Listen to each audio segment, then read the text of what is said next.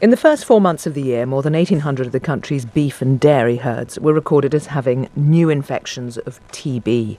More than 11,000 cattle had to be slaughtered. It's an astonishing toll, and one that costs an astronomical amount of money. Badgers are thought to spread the disease, but the culls of them so far have not proved effective. So could vaccination be an alternative? Well, surprisingly, it's not been tried until now. Our science editor Tom Fielden spent the night catching and vaccinating badgers with the Zoological Society of London's Professor Rosie Woodroffe and the project's coordinator Seth Jackson. They were near Land's End in Cornwall.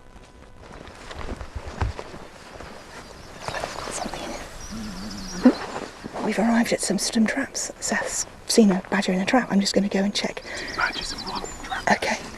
I'm going to go take a look. We are in West Cornwall, not too far from Land's End.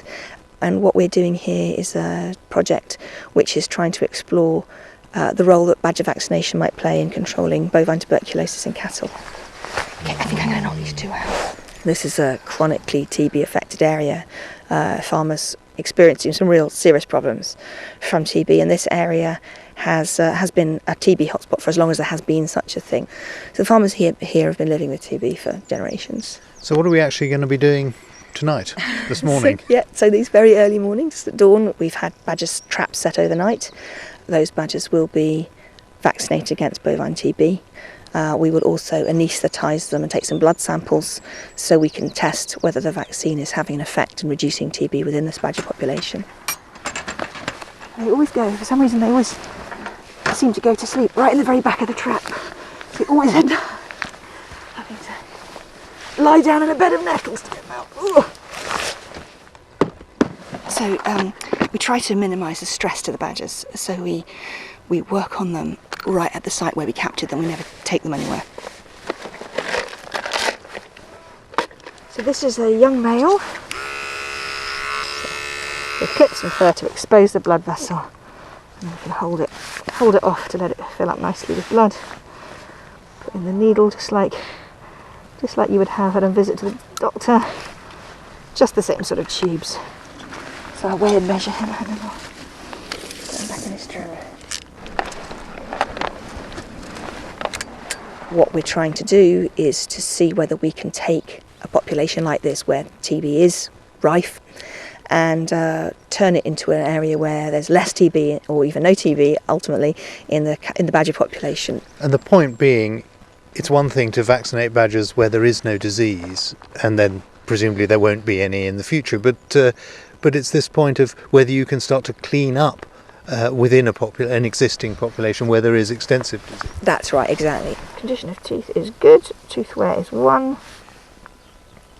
Yep, which is perfect. So the way that vaccination works is that it greatly reduces the probability of animals which have not yet become infected of becoming infected in future.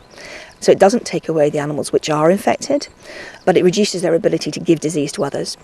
And over time, the expectation is that the infected badgers will be dying off at 25-30% a year, that over the course of 3, 4, 5 years, we would expect the prevalence of infection in the badger population to drop. If that happens, that's kind of it, isn't it? I mean, that's pretty much a solution to the problem. Well, it's potentially very powerful if it works. It is a big if. But yes, so if we can reduce the exposure of cattle to infected badgers, that ought to allow the cattle testing to be more effective. There's sort of synergy between the two. And then you'll be able to eradicate the disease in the cattle and be confident that it wasn't going to come back as a result of contact with wildlife. That is the hope.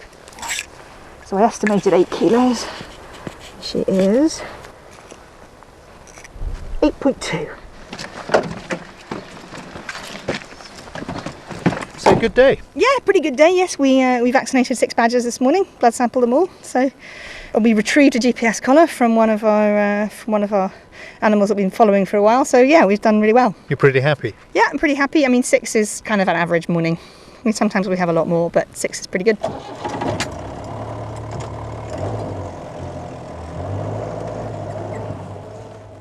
Tom Fielden reporting there.